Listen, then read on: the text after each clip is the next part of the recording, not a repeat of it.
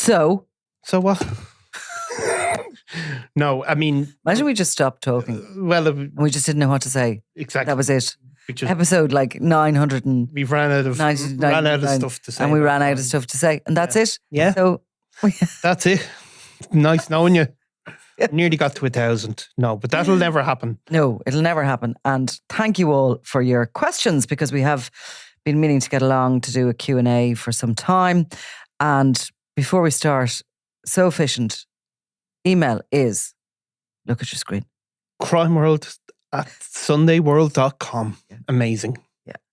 Because it's written on the top of the document. It is written on the top of the document. I see it. Yeah. Now, it's funny the kind of stuff we remember. Yeah, it is. Like really kind of down in the weeds stuff. Yeah. We remember. And then, do you ever forget your own name? But I constantly forget my age. Do you? Yeah, I do. Yeah. Which is probably wishful thinking, is it? I have actually forgotten my own name a few times. Yeah. And if you remember, I had to do that thing. and then say my name. Do you remember my name? Yeah. Which might sound a bit odd. Maybe I do need to have some testing done. Yeah. But I get you on the age thing as well. Yeah. Yeah. When have you got the biggie? I am 50 years old in October. Right. So what are we going to do? We're going to go party mad, are we? Stay an extra half hour for lunch. An extra few skinny fries for my lunch. Seriously, what are you going to do for it? I don't know. It is honestly, it is really, really shocking though, isn't it, to be 50 years old? You think someone's made a mistake? Because there's just no way I really feel like a grown up. No. So when do you start feeling like a grown up? I don't know. Yeah. Now, or do other people feel like a grown up and it's just me that doesn't? I definitely feel like a grown up of sorts. I don't feel like a child, but I definitely don't feel I'm mature enough to be 50. Well, do you not feel more like you're faking being a grown up? Yes. You're turning up for all the things you should do, the kids and work and all that. Mm-hmm. But really at heart, you're 13 years old. Yeah. Sort of. I was going to say 26. I think I had total arrested development at 26. But at least you got that far. Do you think you stopped at 13? Is that why you're the way you are? Maybe 14, somewhere around then anyway. No, but seriously, we'll have to do something for your birthday for the big one. Yeah. And you can... Maybe I'll go blonde. Would I do something like that, or get a bit of Botox or something like that? What did your father say about you? How did he describe you? I remember. He once said, it's the grey one over there, my son, yeah. How would you feel making that man say, that's my son over there, blonde? Maybe I'll go blonde, or would you know a bit of Botox or something like that for my 50th? Is that what you do? No. I did see somebody recently that I know, and he's around my age, like I would have known him. And honest to God, he looked like an AI generated human being. Okay. Do you know one of those? I do know one of those. And hair and all of that. Nice guy. But honest to God, I'll just have to... People can look bananas. Go too far with all that. Well, I think. Yeah. And then they get used to how they look and stuff. Yeah, look, more power to them. So in other words, you're going to grow old gracefully without... Well, I'm not. I'm going to grow old physically. I'm going to continue to grow old. I don't know whether gracefully or not, but I'm going to remain about 14 years old at my core. I'd have to get people to send in a couple of ideas really on how we can... I can jazz myself up for my 50th. You ain't going to go to Vegas anyway, no? No, I don't think so. Well, let's start off with the questions, right? Let's start with the Q&A. Right. Start with the top of the list, and most of the questions that still come in are related to Gerry Hutch. He still continues to fascinate, and in a way, I wonder, does he fascinate people even more because of what he did around the election and the interview, etc.? Well, let's ask this question then. Right. Did the monk give you any special instructions on what to ask, discuss, and what not to discuss? And the answer to that is no. No. Now, like with any interview, when it's a kind of an agreement in terms of, we obviously had a discussion with him before. We didn't just bring him in. But We'll sort of relax him as well, because people get a bit freaked out in here with the lights and the cameras and stuff. We're a bit used to it, but... You give people a general idea of the parameters, which you're going to say, well, in that case, we said, well, we're going to kind of ask the questions chronologically. Yeah. So we're going to start at your childhood and move all the way up. Yeah. So that's really all that you give. You said we're not going to do. Yeah. We're not going to be doing a kind of. He did say he didn't want to talk about, the murders of his family. Yeah, he didn't want to go into detail about how he felt about it, which you have to respect. And with anybody, you'd have to respect that if they can't go into that kind of emotional stuff. Yeah, but we did explain we're still going to ask you. Yeah, we're not obviously going to, if you say you don't want to talk, we're not going to. And we gave him a general thing that we're trying to maybe get we're not trying to do a kind of a 2 or 3 minute interview and move you on. We're going to do a long. So no, that was the thing. Yeah. I mean, obviously, then definitely didn't give any instructions. More so, no, we laid out the parameters of what we wanted and just went with it. Yeah. So, do you ever see Gerry Hutch being convicted and jailed in the future? Is another question. Well, do you? Well, there's obviously a story recently. The Irish Times broke it that the guards are looking at pursuing charges. Charging Gerry Hutch in relation to an investigation broadly surrounding John Spud Murphy. Certainly, that investigation is ongoing, and there's a lot. John Spud Murphy, for anyone who doesn't recall, is an very sort of decorated, high-ranking police officer from the Guards. I think he was in charge of guard traffic for a long time, who retired and was been investigated in relation to a leak concerning the warrant that was issued for Gerry Hutch. If you all remember, I think he flew from Lanzarote to Spain. Yeah. Police were waiting to arrest him to bring him back to Ireland, and he went aground. He'd obviously got a tip off that there was a warrant for him. Actually, it was something we addressed during the interview. Yeah. And he spoke about it. He didn't tell us exactly how he'd found out, but he said he realised there was a warrant and he wasn't doing a runner. Yeah. That he was quite happy to just wait until the trial came up. He didn't want to have to go into custody, but of course, they got him, I think he said. Yeah. So obviously a warrant is a secret thing effectively. Yeah. You don't have to go to an open court and apply for a warrant or anything of the sort. So there is an investigation going into that.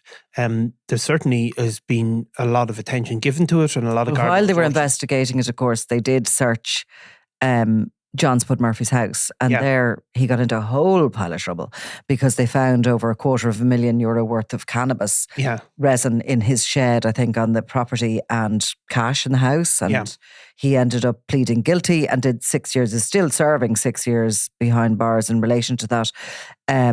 He's going to do what for?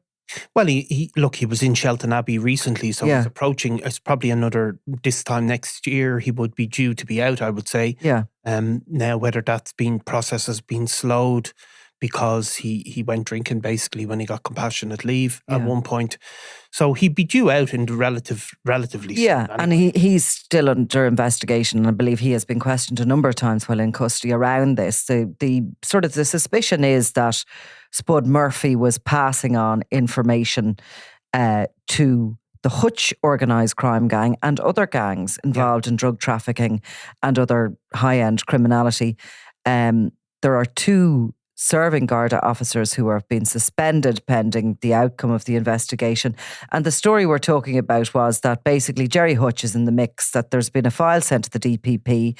And from what I can ascertain, what the Gardaí are looking to charge him with is directing a criminal organisation, because I'm not sure where the crime is to receive information. I think the crime lies with the person who gives it. Well, there could be more complicated bits to it, because obviously there's the Gangland legislation. There's one of those peculiar charges we don't see too often. So one way or another, they have sent a file to the DPP, Director of Public Prosecutions. I don't think Gerry Hutch is somebody who's too worried about any charges being levelled against him. He told us he wasn't worried about the situation in Spain, where he's under investigation for money laundering, and he certainly doesn't appear to be anyway worried about charges here. He is openly in the country, in and out, walking about. He's not hiding out from anybody. I wonder about him going on trial again. It would have to be the Special Criminal Court again. You'd imagine they'd have to level a fairly hefty charge against him to bring him. And you'd also have to imagine that the state would need all their I's dotted and their T's crossed this time round, because the Regency trial, his acquittal, was a huge embarrassment for the state. There was a huge amount of money poured into the investigation and into returning him, keeping him in custody pending the trial.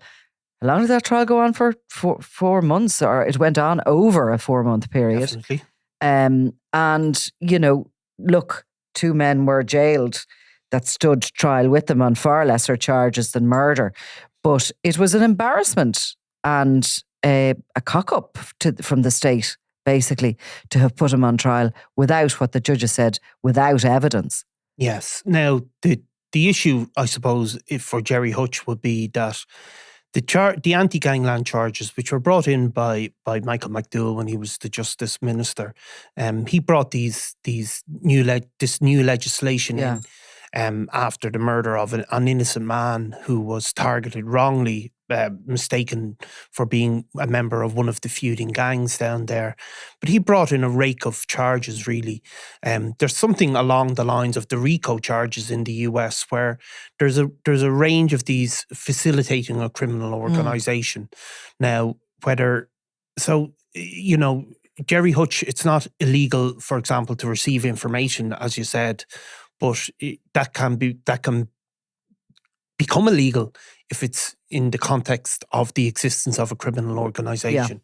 So that is the legal peril faced by Gerard Hutch, is that the state would look to seek not maybe charges where they can show that criminal organisation exists and that something occurred to facilitate the operation of that criminal organisation. And obviously the ultimate risk for Gerry Hutch is that they would name him as the head of this criminal gang, and therefore he'd be directing criminal gang, which faces a possible life sentence, though nobody has ever been given that particular term. The 2 pleas on guilty from Barry Young and Pater Keating, who are the two that are the only 2 that I can think of that were convicted of directing. They both pleaded guilty because there was overwhelming phone evidence. I think in the case of Pater Keating from Encrochat, in the case of Pater Keating, it was the encrypted. Well, there was a range of different bits. Yeah, and there was a range of other bits. He was there caught in CCTV in relation to tracking devices, wasn't it? And there was the car and all the rest of it. And Barry Young, of course, seems to have done. He probably did have an encrypted device, but he 16,000 WhatsApp messages. He just was on his regular phone. Yeah, he ultimately, I think it was it a 14-year sentence or a 10-year sentence? I thought they both got 10, but I could be wrong. Sorry, no, you could be right. 10 years. So that's the risk faced by Gerry Hutch. In the plea of guilty, you always gather that they are got banged to rights, or that's the advice from their legal teams, that they're far better off. That really their chances of fighting it. What sort of evidence would the state need to go to convict Gerry Hutch of directing a criminal organisation? Yeah. A variety of... Well, there's belief evidence can be given, and we've seen some of... But alone it's not... No, it's not sufficient. So, I mean, there is... It's look, we don't know. Like, let's be realistic. The state would have to... just say you had to put your money on it. I personally would be surprised if Gerry Hutch was facing trial again. I personally would be surprised. I just don't know whether or not there is the appetite there really for the state again to possibly... I think they would have to have every duck in a row to go again. Well, that's what I think. Well, I would slightly disagree. I think so. 20 respectfully. I was going to say $20. Where am I living in the States? No. Well, I think euro in it. I think there are, that there are people very determined to follow through on the investigations into Gerry Hutch. Yeah, let's put it that way. There's, I think there is a determination to not every... Guards are suspended a long time on full pay, obviously, and nothing has occurred. Similarly, John Spud Murphy is coming to the end of his sentence, and again, nothing has occurred. The files appear to be with the DPP quite a long time. I mean, the guards have struggled to prove these cases in the past within the force itself. Yeah. Actually, that is another matter. Whatever about disciplinary proceedings. And just say he was charged. Do you think he'd fight it again? It's a bit, does lightning strike twice in the one place? The actual acquittal from the Special Criminal Court was the really unusual bit. That was the really wow bit of all of that, because the conviction rates are there to be seen. They're up to over 90%, very unlike the normal courts, and is really one of the reasons why the Special Criminal Court is criticised by certain human rights groups. But would you, if hypothetically Gerry Hutch was back in the dock? He'll never plead guilty, and neither will the Kinahans. They'll come back and they'll take their chances and plead not guilty. But like on a directing charge, if you plead guilty, you will likely look at the other two and get 10 years, which you'll serve 7.5, maybe 7 years. If you go up and fight it, you could be facing up to life. I don't think you'll ever see him. Jeopardy. Yeah, you'll never see him plead guilty, and if never see him plead guilty. Yeah, that's what I believe. So he'd be hoping that Lady Luck. Yeah, I think people. Anyway, we'll just tell you this much: whoever sent in that, and everybody who's interested, if it occurs that Gerry Hutch ends up back in the Special Criminal Court, we'll be there. We will. Won't we? We will be there, and we'll be there if any. Yeah. Your man here might be a little bit older and wiser, but he'll be there. Might have a bit of, might be Botoxed up, but I'll be there even if I can't smile. With his blonde hair. Yes. Now. Okay, let me ask another one here. Okay, you go ahead. And this is an interesting question. So, this is a broad question about Gardaí. Why do you think the government are so inefficient at stopping open-air drug dealing in rural Ireland? That's the question. In rural Ireland? But let's also include urban Ireland. Yeah, because we see it all the time. So we see it all the time, right? So there's two. This is an interesting one, right? So if you walk out in Talbot Street, which we obviously work on, you walk down the street and you'll get a bang of grass, won't you? You may as well be in New York. You'll definitely, like if you walk up and down the street, you're going to find somebody smoking a joint, right? If you walk up and down for a whole morning, you're going to see somebody conducting a drug deal. Now, when I mean a drug deal, this is the lowest. This is 20 quid worth of drugs being handed over, right?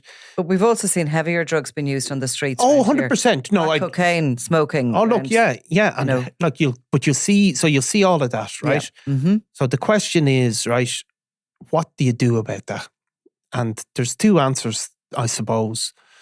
One is you don't want to be locking up the poor characters that are on Talbot Street, the people that are at the, who are really suffering from very bad addiction, that are buying €10 worth of crack or heroin. Nobody wants to see them clogging up the prison system. People think more that. So that's one part of it. Clogging up the court system and clogging up the prison system. And everybody says that. So to what end? To what end, right? So then do you not arrest them? The other end is the people who have to work on the street, the people who have to bring kids up on the street, the people who are living in rented accommodation. Should they see that? Should they walk down the street and see people openly smoking joints? We're just taking Talbot Street as an example. This person is obviously... Because we see it so often. I have seen the guards, search and take the products from them. I have seen that. But they need to be out on the street more than they are. Well, do that. It does bring a big question, though. Like we talk about gangland crime and we're talking about Gerry Hutch and the Kinahans and Dubai and international stuff, right? But when you get down to this lower level, it is a really, really complicated question, because you could flood Talbot Street with loads of guards and arrest everybody who's smoking a joint or doing a deal. Would that solve the problem? But the other problem is, if you don't do anything about it, are you sort of degrading the city in this case? The rule of law. The rule of law and the city for the other people. Because we have seen guys being approached by the cops. Yeah. And they're smoking into their faces. Yeah. And they let it go. or they're certainly seen cops walk past people Yeah. smoking joints, and people who are obviously, that's only one thing, or were obviously out of their heads, and if they were out of their heads in the middle of Dalkey, they'd be arrested. Mm-hmm. But they're out of their heads on Talbot Street and nobody goes near them. I mean, I saw a guy there the other day. The guy is about in his early 20s. I walked past him. He was standing up, Mm-hmm. and he just dropped and face planted the ground. Mm. And I lifted him up. But like, that thing is happening all the time. So there is an issue, and I don't know if we have the answer. We don't have the answer. No. But the problem. I'm quite surprised that there's open. But when people say rural Ireland, are they talking about towns? I think they're talking about towns. I think you can see it as well. I just had a vision of somebody on a middle of country No, laneway. I think you're seeing, what we see in Talbot Street, there's versions of that across the city or across the country, and that was never the case. No. So it's been like that in Dublin for, since probably the late 80s. I wonder, did they do any of those undercover stings anymore that they used to? I mean, you see, the drug problem has just it's just got so out of control that there is no point in policing. Well, you see, street cannabis. Well, is there not point? See, that's the other thing. Obviously in New York under Giuliani, who's more controversial then, he had obviously the famous policy of zero tolerance, where you bust everybody who does anything. Yeah, and then throw them into jail for like about 800 years. And, so there is people who still think that's the way to go. But there's no doubt about it that... And there's, where are we at with the laws around it? Well, because there's been much talk about, decriminalisation of the users and all the rest of it. Yeah. So where are we at with all that? Well, I mean, it's still, there was a convention. There was policies put forward. They haven't been enacted. The problem with all of the decriminalisation, which is, I certainly wouldn't be against, but the other side of that is you decriminalise personal possession, but then you have an option of sending people to health services if they have an addiction problem. So it's all so if you don't have that, which we just simply don't have in this country, so you can't have it. You have to invest. You can't say, well, we're decriminalising it for you, and here's an option for you to go and seek help for your treatment, and in which case we just simply don't have it. So it's an interesting question, because open drug dealing and drug taking is not pleasant, and it's not ideal, and it's not necessarily, we've seen it in America. It's gotten very bad in some urban centres, particularly San Francisco, they always talk about, and it doesn't do anybody any good. Mm-hmm. Yeah, no, it's a very complex issue, and probably more complex than when you get to the other end of the scale, and they're just these giant big corporations making all the money. Yeah. Because the answer simply is go after them with all the strengths and powers of the law at that point. Yeah. Because they're making money on the people's misery who are on the street, who we see, like the guy who face plants in front of you. Yeah. Why are you smiling? There's something... No. What have you got there? Have you got some question that you can't ask me or something? No. I was going to... Tell the truth. No. I was just saying... No, it's just an interesting question. Do you ever feel sorry for some of the criminals you have dealt with or write about? And if so, who and why? Oh my God. Yeah. Yes, I do. I'm just trying to think if I'm allowed. You are allowed. I think... If I can talk about who, and I might not say who, but... I mean, I feel a little bit of sympathy for a lot of them. Yes, so do I. So even I remember Joe O'Reilly, right? Not that I feel particularly sympathy for Joe O'Reilly. You weren't there the day he was found guilty, were you? In that court? Yeah. I was working for I was working. I didn't see you either. No. Well, I probably was super. No. I was in the Sunday Mirror, and he was a big hulking, unsympathetic, sort of narcissistic, uncharming. Very little to be said for Joe O'Reilly. Brutally killed a woman. Really. A woman who Rachel, her his wife, who was a sort of... And to make way for a new relationship. Exactly. Because he didn't want to become a McDonald's dad and everything. And the motives were all pretty clear. Very cold-hearted. But when you see that moment, I was sitting in court and you see, he obviously, that was really on a knife edge. I mean, people in that court that even 5 minutes before it came in, people said, I think not guilty, guilty. It wasn't straightforward that he was going to be found guilty. But even at that moment, you think, you look at somebody being found guilty and you think, it's that life sentence thing I think you're talking about that life sentence. Now, the crime is horrific, and of course... So you can always feel sympathy. Now, you don't feel sympathy for him, but at that moment when you see somebody in the dock and, their life is... It's just seeing another human being... at their most vulnerable. Yeah, exactly. And the idea for me of a life sentence to be led down through the courtroom into the prison van, and that's it. You're going to be locked up for the rest of your days, essentially, which you could be in that regime. I just think prison for me would be so claustrophobic and so boring. Yeah. And I would query, and I know people get used to it and they get over it and they have to just get on with it. Yeah. But how I could survive a day, let alone knowing this life sentence hanging over me. I have to say I didn't feel any sympathy for Joe Riley, even in that moment. No, I mean... But that's not to say that it's not okay for you to have. I've felt sympathy for others. Yeah, it's just more of a kind of a recognition of somebody's life in the balance at that moment. The people I have never, the sex offenders, the child sex offenders. Oh, stop. Yeah. Like, I mean, no, never. Have you ever? I've spoken to some of them. Yeah. I've spoken to many of them over the years because I used to do a lot of doorsteps of them, and when you get at them and ask them questions, you'll hear that sort of self-pity in their voice. Oh yeah, and I've always thought it turns my stomach. Yeah, I have to say, I feel no sympathy, and when you see which we have over the years, people being handed out of their houses, nothing to do with the media. We often report the aftermath.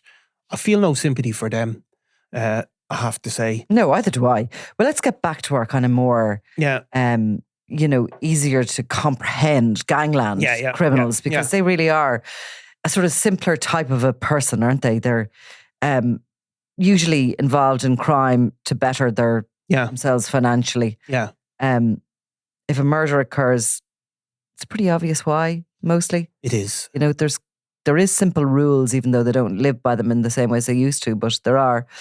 And many of them, when they are caught, apprehended, I can feel a lot of sympathy for them, because you have to look and see, why did they end up here? The younger guys, why are they doing this?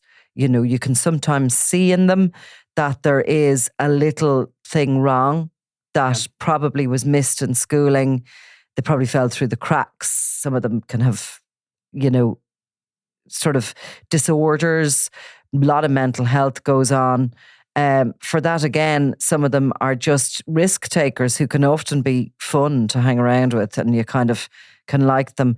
But I think most of all, when you look around, if you're down in court and somebody's been convicted of whatever it is, and there are horrific crimes as well, obviously in gangland and organised crime, when you see the parents, I always feel really sorry for the parents, and the idea that they're still there. You know what I mean? And that's really, you think you're having a baby, but actually, ultimately, you have a child, you're having an adult, that you'll still have to be there for in your old age. There was a particular guy who had bad injuries after he was caught up in a gun attack himself, and he had committed crime and been part of organised crime for a long time, and he was being sentenced, and he wasn't in a great way health-wise. And I remember being down at the courts and watching him and his very elderly father. Now, this guy would have been under threat at the time. I'm not going to name him, but I was just watching them, and the father brought them over to a little seat at the canteen place, and he sat him down, and he sat himself down, and he went into his bag and he took out the sandwiches that had obviously been made for the two of them for their day in court. And then he went up and he got the tea, and he stirred his own, and he did, one took sugar, one didn't, they both took milk, and he fed his son.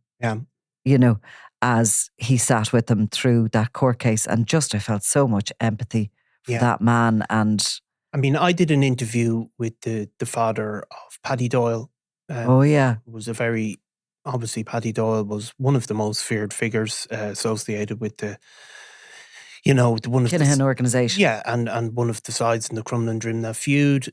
He was a hitman. He was a hitman, and his brother Barry Doyle was ultimately convicted of murder down in Limerick as well. So I spoke to his father. And there was just the two brothers, Niall, wasn't there? No, there was another brother. Was there? Yeah. There was others.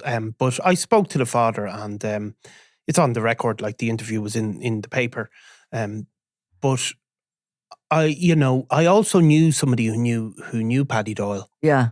And I spoke to a member of the guards who knew him. And all of them, and Paddy Doyle's father, they all described him in really contradictory ways. So he was obviously genuinely probably the most feared figure in the criminal underworld in Dublin. A big guy, 6'3". Yeah. Former boxer, I think, really had that reputation. But all of the people who knew him described him also as kind of shy and sort of nice to talk to.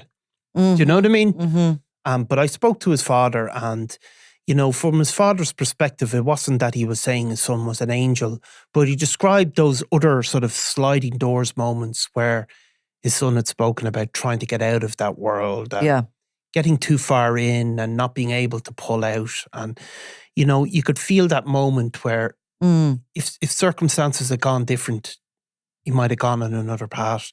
He was obviously, he was a talented kind of carpenter, I think it was. So he could have gone another way. And I felt great sympathy for the parents.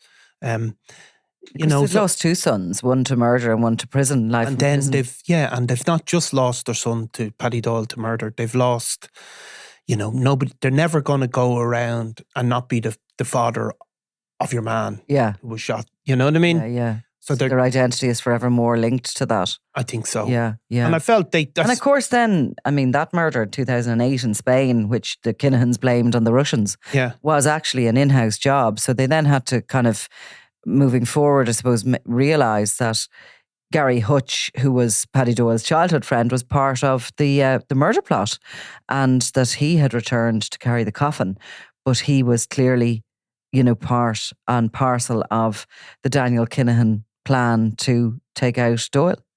Which I think the father didn't accept that fully. Right. And, because these are people they'd known all their lives. Exactly. And so, there's loads of sympathy to be had for people. But I suppose the other thing is that, you can express sympathy, and not talking about that case, but other cases. But there's also always another side.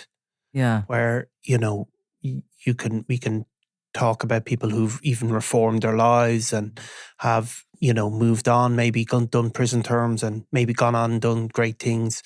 But for the families of their victims, that pain may not lessen over a 10-year period, over a 20-year period.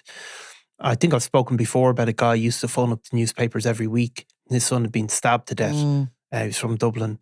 He used to phone up the newspapers every week and try and get his son's story into the paper and talk about his killers and that. And ultimately, I think he passed away. But that was over 20 years earlier. And he just never moved on. Yeah. He just never got over it. His son's death, every day was like it had just happened yesterday, even 20 years on. What a way to have to live. So, that is the other side of it. Then you have these guys, and they do have these personalities. They're able to compartmentalize what they do as part of their, their work. I mean, you have the likes of Barry Young, who clearly was sending people out to enact violence, like extreme violence. Horrific violence for small amounts of debt, who was using some of the most dangerous enforcers in the country, was directing all this, and yet was always said to be really nice and polite when you sat down with him. Yeah, and the police said that about him. Like the Gardaí would often say he was very helpful, very polite, very nice. Yeah. Same as often said of Patrick Keating. Yeah.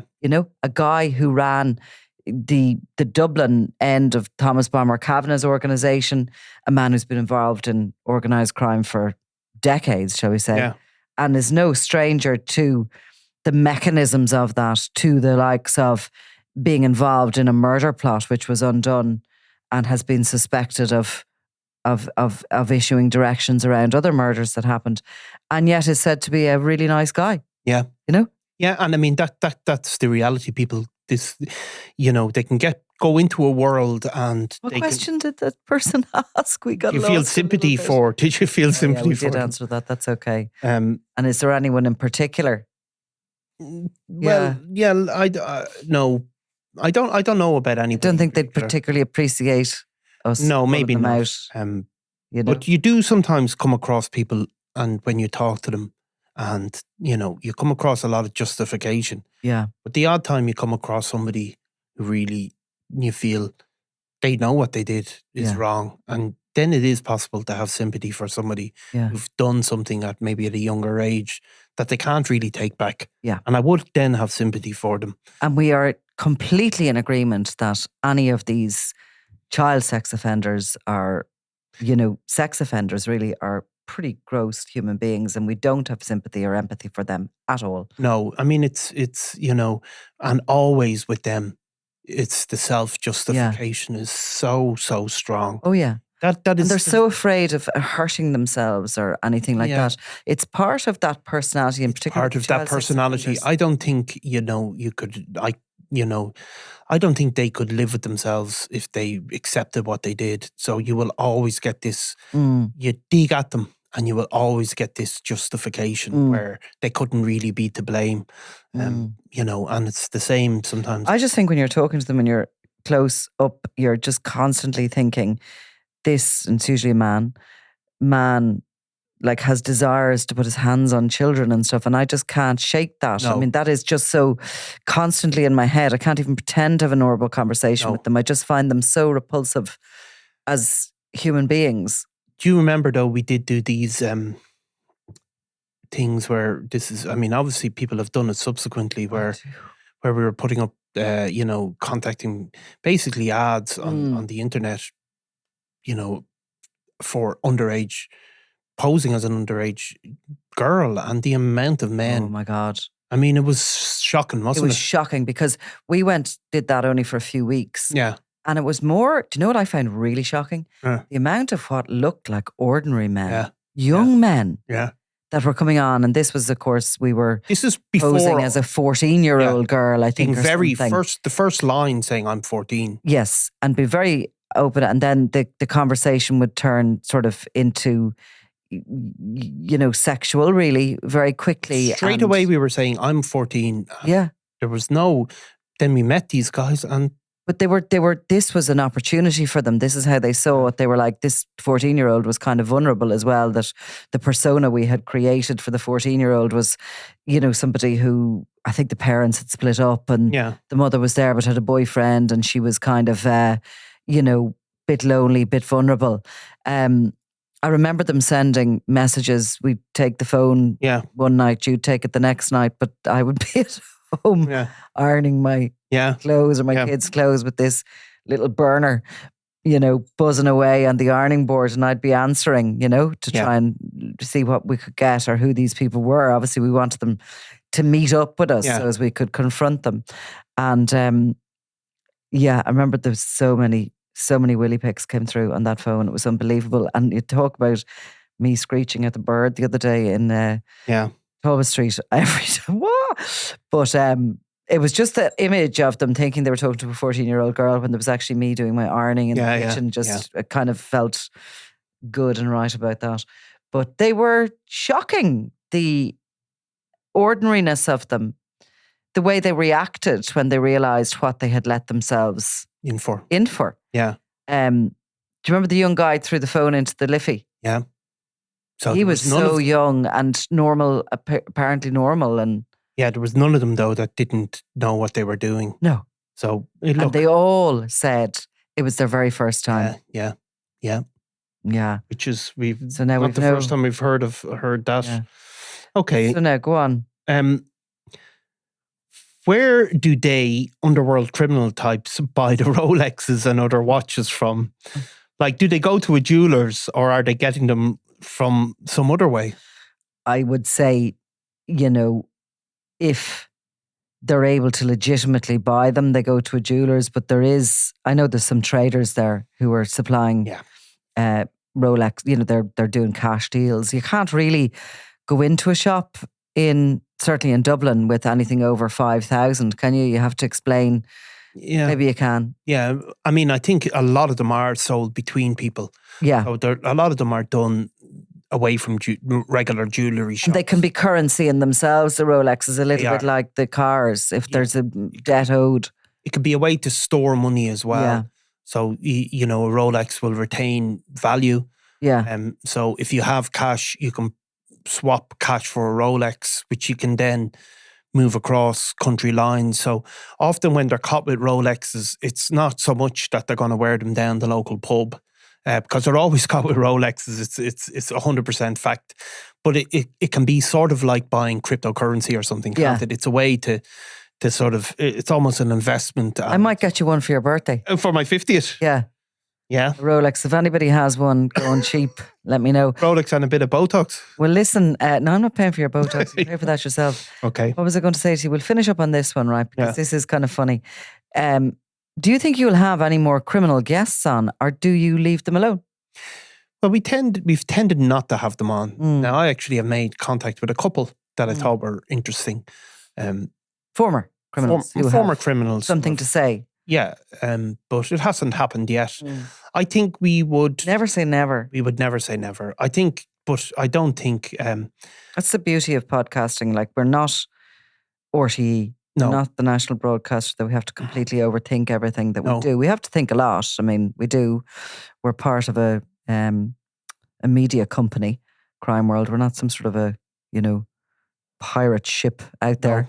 But we can do things that aren't totally normal.